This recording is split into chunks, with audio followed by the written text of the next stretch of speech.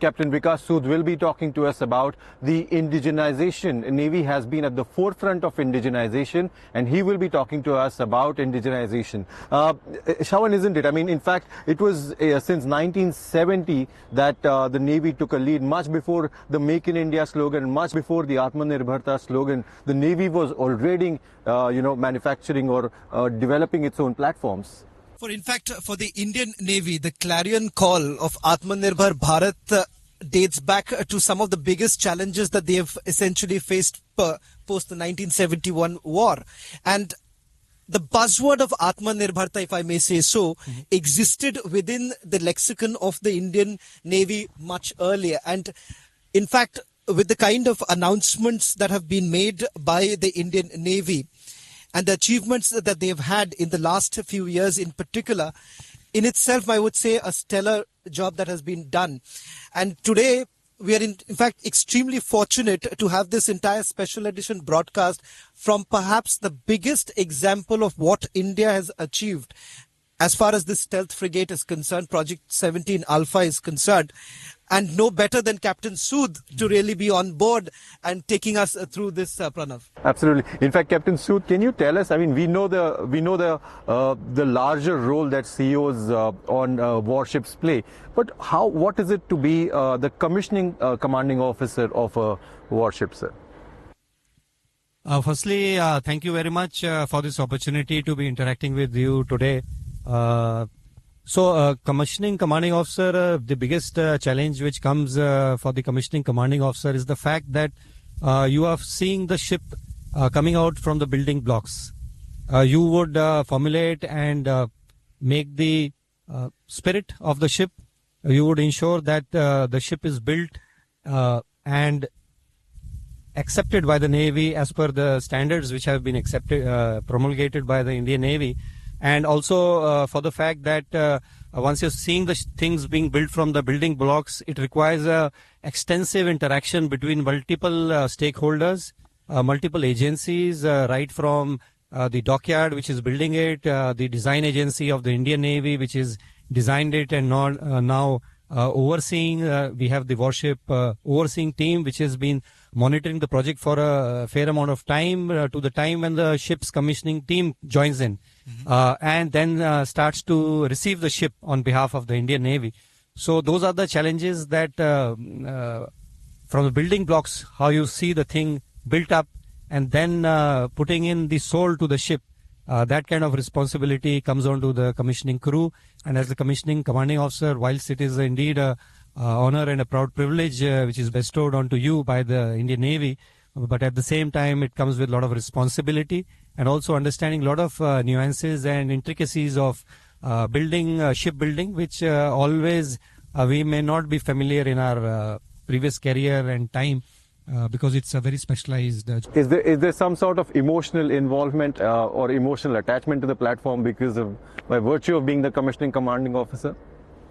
Absolutely, Pranav. I would agree to that. The emotion that comes along, I would like to sum it up in a simple word. That is, the commissioning commanding officer is like the father of the ship. Okay. So in its commissioned service of nearly 35 years plus, one person who would be known to the ship would be the commissioning commanding officer because it's like being the father of the entire ship. And similarly goes for the entire commissioning crew as well because they instill the spirit into the ship, formulate the soul of the ship, bring about a lot of cultural and traditions very specific and symbolic to a ship itself, not a class or the Navy per se, but to a ship itself. There are a lot of culture and traditions which are inculcated by the commissioning CO. So definitely there is a lot of sentiment, a lot of responsibility and feeling that comes along with in fact, Pranav, when I was told that Captain Sood is going to be on board and will be speaking to us, I was also told that Captain Sood, when you are building a ship, it's almost like brick by brick that we essentially say. That same phrase goes for shipbuilding too. You've played a pivotal role. If I may ask, how has your journey been in building where we are sitting today? Savan, I would like to just take a few minutes to just explain you how this journey starts off from. It's a long journey of about 6 years, wherein the ship from its building blocks gets commissioned. So starting off, we have the first activity, which is called the plate cutting ceremony, wherein the first plate, the metal plate, is cut, wherein the hull that you see over here, 6,700 tons plus of hull which is there, it starts to gets constructed. Whilst before that, there's a long journey of designing which has been done for this class of ships by the Warship Design Bureau. And we very proudly showcase that INS Udaygiri is the 100th ship of the Warship Design Bureau that was designed by them and constructed. A long journey by the Warship Design Bureau of the Indian Navy, which designed this class of ships. So after that design journey, the first plate cutting happens, and thereafter there's the keel laying. So the ship is, after the initial plate cutting, is set onto the keel, which is, I would say, the backbone of the ship. And thereafter the ship starts to get constructed. A very peculiar and a very specialized journey which the P-17 Alpha class of ship undertook was the fact that we have undertaken the ship's construction in a modular construction. That is, the ship was not built over a singular place, but they were built in blocks. And these blocks, whilst being built at multiple locations, thereafter came together. So does that expedite the process? Like, we cut short the time that it takes to build a ship. So that is the reason why perhaps we are in a position to commission ships in a much faster rate? Absolutely. So what you have rightly brought out, Savan, is the fact that once you are building a ship on its keel and in a fixed dock, which is a construction dock which is there, you would understand for 6 years a dock would get blocked and you would not be able to construct more ships on the same blocks. But once you are building a ship on in a modular construction, what happens is that you are shortening this construction journey. And what is very symbolic to the P-17 Alpha class of ships is also that for the first time the Indian Navy has embarked on a journey where we are building 7 ships together.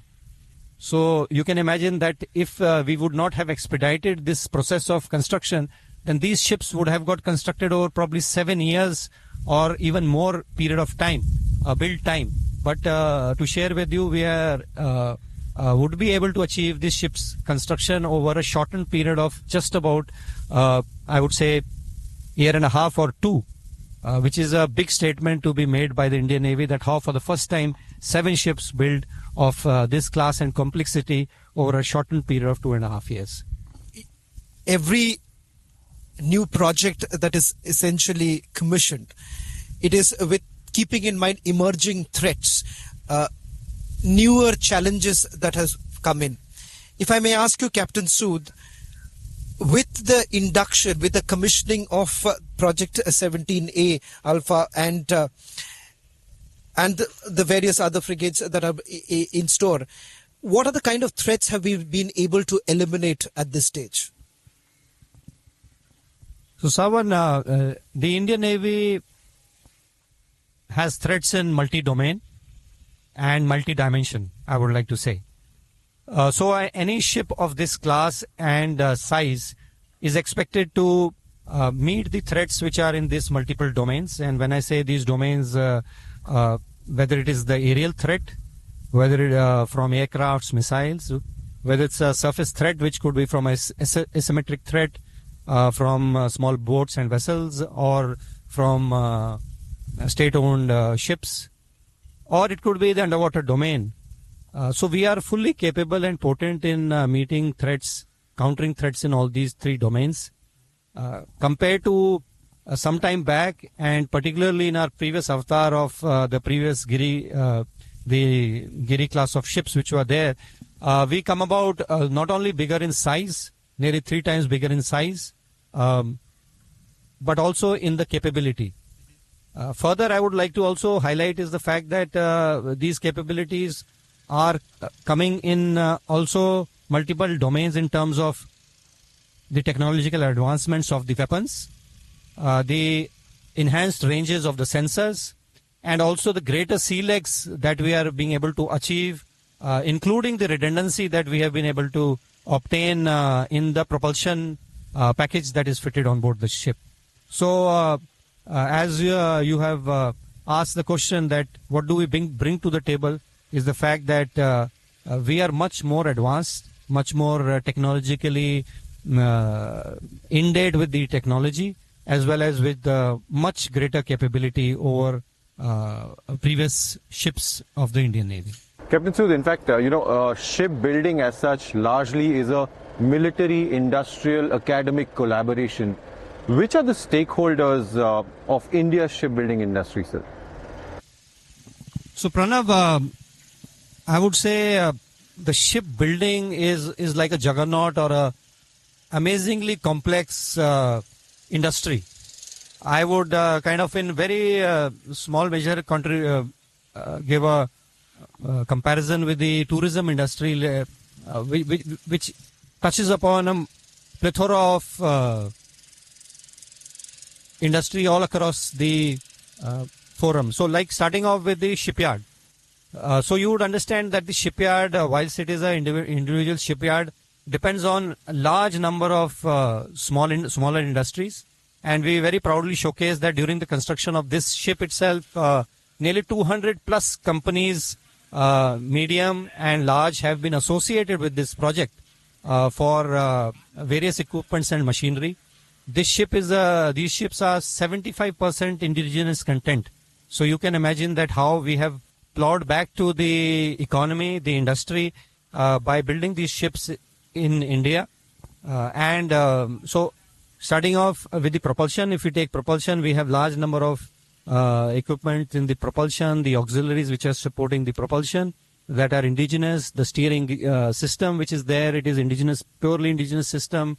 They are continuously evolving and learning through their processes. Certain components which were earlier probably sourced costs out of the open industry are now being invested and built by them. Moving on to the sensor package, we have our sonar, which is totally indigenous. We have the ESM system, which is totally indigenous. Our gun systems, which are indigenous.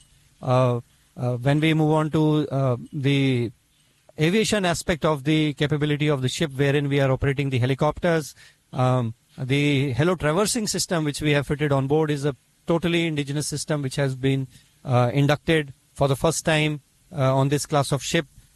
So when I say 200 plus industries have associated with this project, you can imagine the kind of scale at which the ship is involved in contributing back in both technological advancement as well as contributing towards the employment back to the Indian industry. But given the dynamic nature of how technology is evolving, there are so many, capability gaps that exist over your or the Navy's experience of building warships over the past about 50 plus years. What are some of those gaps? Are the Indian industry, academia, military complexes ready to fill those gaps? What are those capability challenges, so to say, that you're looking at? I would like to submit that across the world, there would not be a country which would be purely claiming that it is self-sufficient or independent, because in the today's world of globalization, you would understand that any industry, whether it is the aviation industry or it's the maritime industry, tourism, or related to other IT included, we are some way or the other dependent on the technology as well as the equipment, which is either commercially available, because economic sense precludes that we go ahead and utilize that available resources because they are more cheaper. But at the same time, these gaps over the last 50 plus years of our indigenous journey, I would like to very proudly showcase that we have reached a stage where at one time when we were just about claiming to be 25% indigenous in the first of these class of ships, the first and the second class, when they were being built back in 1970s, to the stage that where we have reached at 75%. So this indigenous journey has started some time back.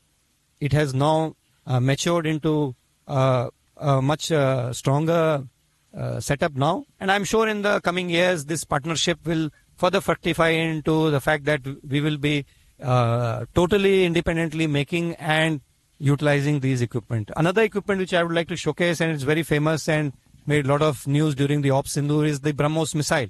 Right. And how this partnership has grown to the level that with our friendly partners, we could initially start off with an initial research and development partnership, which went on to collaborative production. I can't help it, but Captain Sood, I must ask you, because you spoke about BrahMos, and the picture that we saw of the Indian Navy, the carrier group formation. Do you believe that that image is a defining image as far as the Indian Navy aspect during Operation Sindoor is concerned? Is that what every naval officer essentially feels? Yes, Savan, I would like to agree with you that it's a big statement. And as you are aware that the carrier is never operate independently. They always operate as a group, and as a group of very potent and very capable platforms. So definitely that was a pretty defining moment, and the Indian Navy's very important responsibility is to create sufficient deterrence. And in that measure, I would say that that these platforms are able to project a very capable and very potent deterrence to anybody who is having any other designs. Mm-hmm. So in that case, I would definitely agree with you that the indigenous aircraft carrier brings amazing capability to the table, and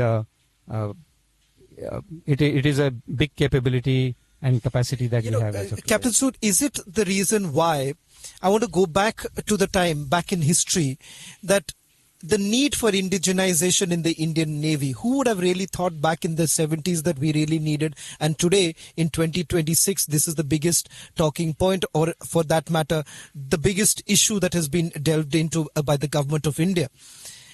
What was the need back in the 70s? What was the thought process then? And how has it really defined a landmark moment in the history of Indian Navy?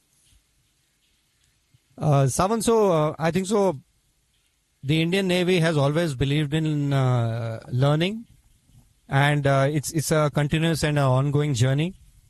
So at the time of independence itself, I would like to compliment all our seniors and veterans who had that vision at that time, learning from the environment that initially we were the largely under the, at the time of independence, largely under the umbrella of the assistance which was given to us by the Britishers, followed by a buyer's navy wherein we were largely dependent on our friendly partners who were providing us with that wherewithal, but they always had that sense of nationalism and a sense of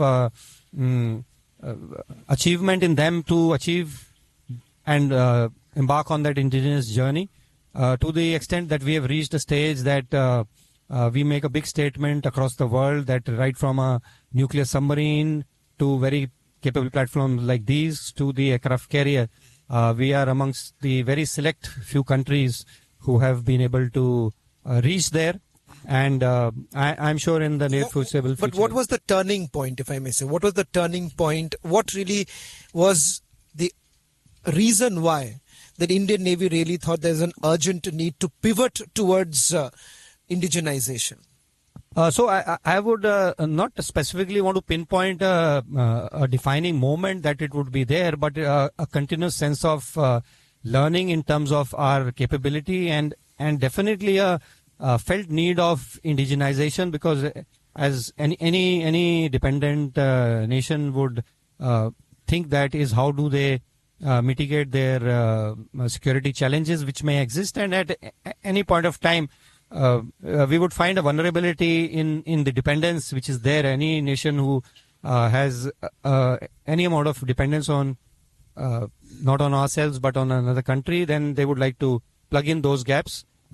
So roughly around the 60s and 70s we embarked on this journey, which I would say that has now been fast-tracked over the last 10-15 years. Okay. And to the extent that you are seeing such large number of platforms, including the nuclear submarine, the aircraft carrier, and now these very potent platforms being commissioned at a very fast pace. Okay. Captain Sood, I mean, we mentioned Operation Sindoor, and what we really witnessed there was a war that we'd never seen before. It was a drone warfare and not really a man on ground, crossing the border. As someone who's at the cusp or leading the technological advancements, as someone who's steering or navigating the technological advancements in Navy, how do you see the future naval warfare like? Well, will they look like Star Wars? How will they look? What will be, what kind of exchanges will there be between future navies?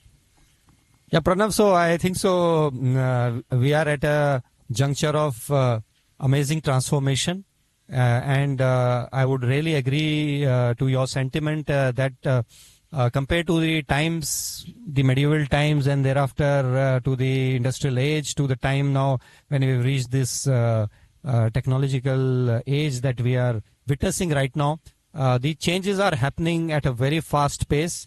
The technology, particularly what the Navy is experiencing, exploiting and putting to use is changing very drastically. Like you have rightly brought out, whatever is there in the vision of mankind, I think so we are always aspiring to meet those visions that are there. And with the new technology, the computerization, the IT revolution which is happening, and now the AI coming into picture, things are really changing leaps and folds in very quick timelines. And I think so the drone warfare, we call it the swarm drones, or the AI being utilized for warfare in the future is a threat that we have to be very cognizant of. And I would like to only assure that the Indian Navy is also working quick time to make sure that we are in date with the latest technology. We already have our autonomous vision at how to counter these autonomous vessels, how to have our own capability with us. And in the coming days, we will see a lot of transformation, but I can only assure you that the Indian Navy is fully aware of these facts, and they are making the best efforts and quick efforts to make sure that we are fully equipped to ensure that safety, our waters in our region remain safe and secure. Let me end by just asking you this, Captain Sood. There are legendary stories when it comes to Indian Navy's sensors, radars, etc. We have certainly come a long way. But if I may ask you, as someone, a serving Indian naval officer, what is it that makes a naval officer extremely proud of the achievements that have been made by the Indian Navy? I think so the vision of the government of India of Atmanirbharta is the defining vision the Navy had embarked on and has embarked on for a long time. And we stand at a very positive phase in our journey.